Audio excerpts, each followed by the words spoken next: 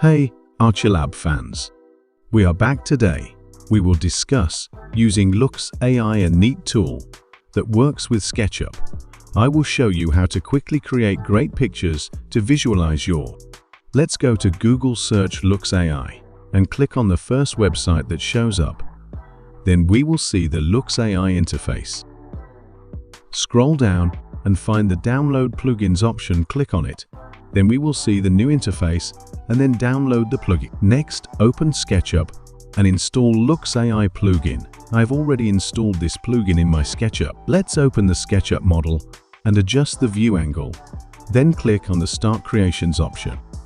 After that, you will see the Lookx Ai plugin interface. Now adjust the settings as needed and fill in the prompts.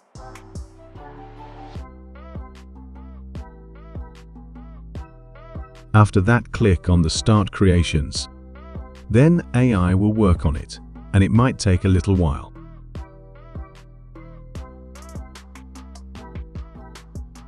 Now we will have an AI-generated image of our model. Let's download the image. Simply click on the Download button.